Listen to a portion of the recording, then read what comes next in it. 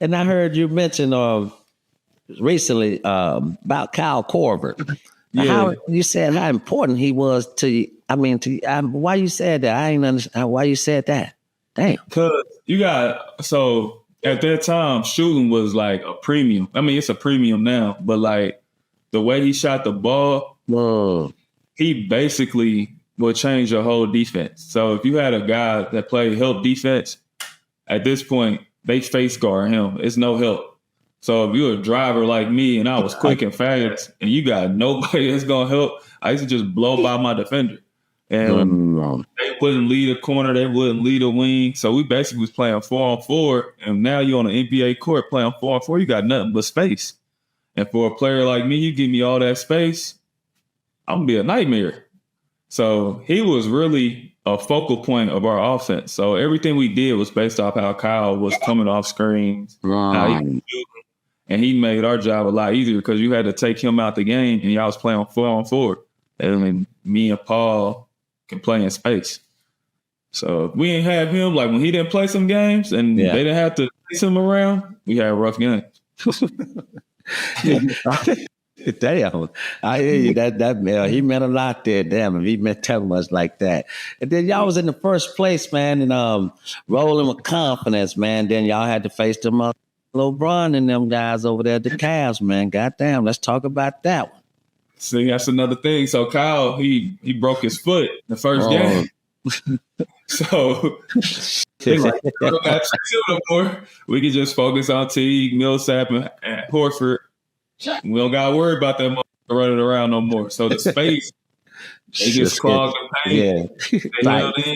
It messed up our game plan. But LeBron was just too dominant, man. Like y'all, you can see now from the USA game.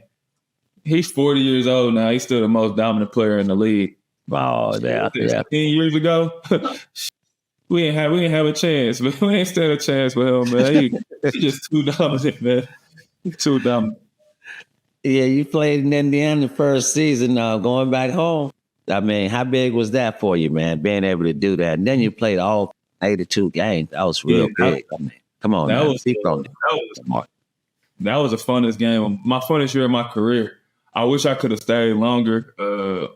I let some guys talk me out of leaving, but that was the best year of me playing basketball. I just had so much fun being back home. It felt like high school almost, man. All your guys coming to the game. After the game, you going to eat at spots you went to when you was in high school. My family there. Indiana, a simple life, so you don't have to worry about nothing. Like, it ain't too many clubs and all that stuff out here, but it was just chilling. Like, I was just with my family. Every night you fly back home. My wife was there. It was just cool. Yeah, that's what's up. Yeah, being able to see family and friends all the time after games, that's real big. And just knowing where to go, that's real big. And talk about how you recovered then after games. Like, talk about your recovery, like how you got your body prepared for the next day. Like, we had a lot of back-to-backs out there in the NBA, playing 82 games. I was a cold tub guy. So I always got in the cold tub after games. And in Indiana, they do a great job of recovery. It was like mandatory that you had to get on the tables and get treatment. So if you didn't, you got fined. Like, so that's how I was able to play 82 games, because they stay on your body. They do all the small things and massages and all that stuff. So I had to do it. And that was I would say my best year, my healthiest year of my career, because Indiana, they just take pride in that. And after playing there and then going other places, you like, damn, I should have stayed there. That's what, I should have stayed there, because after that, I had injuries after injuries after that. It was like, I play all 82 one year in this organization, and the next year I go somewhere and I'm missing games. And it's like, I know I should have stayed, kind of. Right. You signed with Minnesota, and you played with some goddamn killers, boy. Goddamn. You played with Jimmy Butler. Talk about this mother.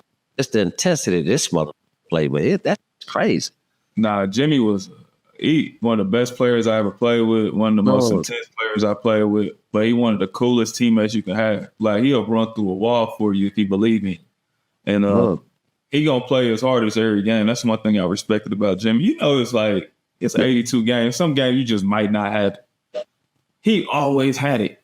It might not been scoring, but like his energy was just always like when he got on the court, he always had it. And if he didn't have it, he would sit out. Like if he'd be like, "Yo, I'm dead tired. I can't play, and I'm not gonna give y'all 100% tonight. I'm not gonna cheat y'all." And he would, he might miss 1 or 2 or 3 games because he didn't want to cheat the game. And I used to respect that. Yeah, Guy want to give 110% every time he touched the floor. Yeah. And what do you think about the Minnesota Timberwolves now? I mean, the way they structure their team, and what do you think how they can be next year coming in the next season? So, yeah. I think they're one of the top 10 teams in the league for sure. But Anthony Edwards, man, I think he could be the face in the NBA. I think he's unbelievable. And like I always joke about Minnesota because me and Minnesota got this love-hate relationship. It's kind of funny. But I'm really excited about their team. Like I love playing in Minnesota. It was cool. Our team just sucked after Jimmy left. Like we just wasn't that good. And so I always get back and forth with the fans about it. But they team now, they're great. They got a chance to win a championship. I thought last year they ran into a Dallas team who was just playing at a high level at that time. No doubt. They ran into a Luka and a Kyrie. That was just on. They had to learn. It was a learning lesson, but I think they're better next year. And I think they're going to be a team to be reckoned with in the West for sure. No doubt. Yeah. I like those young guys' energy. I love Ant-Man. That's one of the guys. 2021. Damn, boy, that was big. You won. You got you a chip. Milwaukee. Yeah. Talk about that experience, about that chip and getting that chip.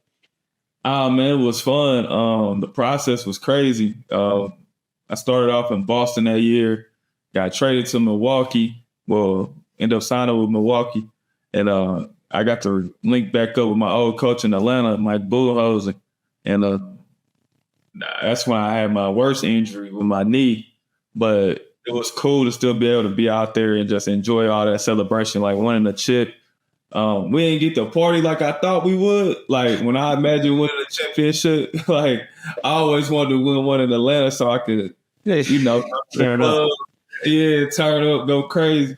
But we didn't get that same experience in Milwaukee, but it was still a dope experience. Like the parade was unbelievable, man. Seeing that many people out there in the streets and just cheering and hype about their city being champions, that was dope. The parade was unbelievable. I'll never forget that, how many people was out there.